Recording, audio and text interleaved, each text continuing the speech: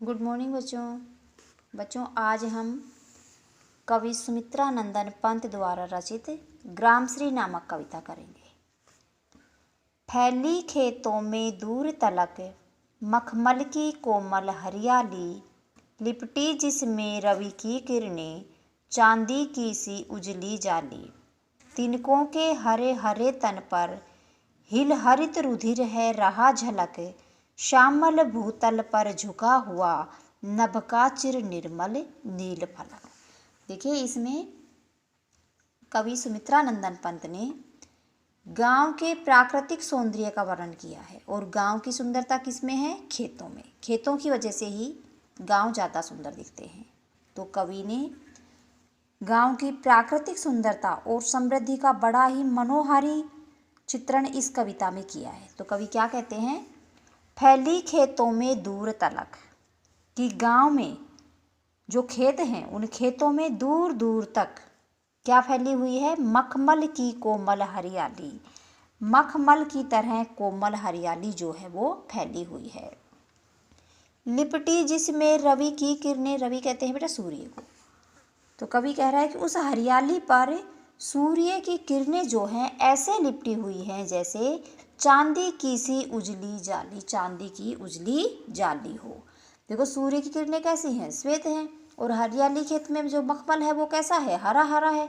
तो ऐसा लग रहा है कि उस हरियाली के ऊपर चांदी, सूर्य की जो किरणें हैं वो चांदी की जाली के समान लिपटी हुई हैं। तिनकों के हरे हरे तन पर, जो हरियाली है, घास जो है उसके तिनके कैसे हैं? हरे हरे हैं। तो उन हरे हरे तिनकों के तन पर हिल हरित रुधिर है रहा झलक। सूर्य का प्रकाश जब गिरता है तो ऐसा लगता है कि इन तिनकों के शरीर में जो रक्त है, रुधिर है, वो कैसे रंग का है? हरित यानी हरे रंग का। देखो, आपने देखा होगा कि जब हम कभी रात्रि में हाथ टॉर्च के ऊपर रख के टॉर्च को ऑन करते हैं तो हमारे शरीर में हमें लाल लाल रक्त रुधिर दिखाई देता है। ऐसे ही इन तिनकों में कैसा पदार्थ है? हरे रंग का। तो जब इनके ऊपर सूर्य की किरणें गिरती हैं तो वो कैसा दिखता है? हरा हरा। ऐसा लगता है जैसे इन तिनकों के तन में हरे रंग का क्या हो? रुधिर हो, रक्त हो। श्यामल भूतल पर झुका हुआ नभ का चिर निर्मल नील फलक। अब कवि कह रहे हैं कि जो भूतल है यानी पृथ्वी है वो सारी कैसी हो रही है? श्यामल यानी हरी भरी है। तो उस हरी भरी पृथ्वी के ऊपर क्या झुका हुआ है? नभ यानी आसमान। चिर निर्मल नील फलक, और जो ये आसमान जो झुका हुआ है ये कैसा लग रहा है? बिल्कुल नीला स्वच्छ आकाश जो है ये फलक की तरह झुका हुआ है। देखो, भूतल यानी पृथ्वी तो कैसी हो गई? श्यामल हो गई। और नभ निर्मल, नभ आकाश जो है वो स्वच्छ आकाश कैसा होता है? नीले रंग का। तो वो ऐसा लग रहा है जैसे वो फलक की तरह उसके ऊपर, पृथ्वी के ऊपर आकाश झुका हुआ है। इसका कहने का तात्पर्य ये है कि गांव का जो प्राकृतिक परिवेश है वो बहुत ही सुंदर और समृद्ध है। तो बेटा एक बार फिर से देख लो इसको। कवि कहते हैं कि गांव में फैली खेतों में दूर तलक, गांव में जो खेत हैं उनमें दूर दूर तक मखमल, कोमल मखमल के समान हरियाली जो है वो फैली हुई है। लिपटी जिसमें रवि की किरणें चांदी की सी उजली जाली। और उस हरियाली पर सूर्य की किरणें चांदी की जाली की तरह उज्जवल और चमकीली सुशोभित हो रही हैं। तिनकों के हरे हरे तन पर हिल हरित रुधिर है रहा झलक। कवि कहता है कि हरी हरी घास और उनके तिनकों पर सूर्य की जो किरणें पड़ती हैं उससे उनकी पत्तियां ऐसी चमक रही हैं जैसे इन पत्तियों में हरा रक्त बह रहा हो, हरा रक्त झलक रहा हो। श्यामल भूतल पर झुका हुआ नभ का चिर निर्मल नील फलक।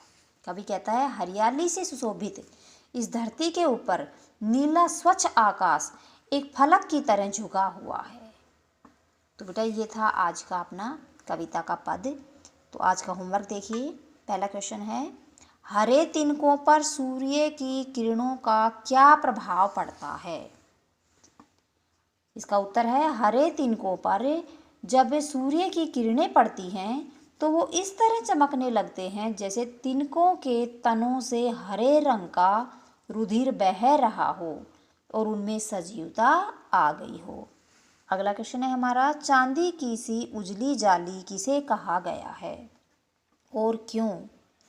चांदी की सी उजली जाली प्रातःकालीन सूर्य की चमकती हुई किरणों के लिए कहा गया है।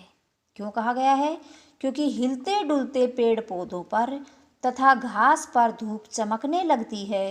किरणों का आड़ा तिरछा पड़ना चांदी की उजली जाली के समान लगता है। तीसरा क्वेश्चन है हमारा, खेतों में फैली हरियाली की उपमा किससे दी गई है? खेतों में फैली हरियाली की उपमा कोमल मखमल से दी गई है। तो बेटा आज होमवर्क में 3 क्वेश्चन करने हैं और इस कविता में तुम्हें कुछ समझ नहीं आया हो या किसी क्वेश्चन आंसर में समस्या हो तो आप कांटेक्ट करके मुझसे पूछ लेना। तो ये आपको होमवर्क भी करना है। आज का होमवर्क है ये। Thank you.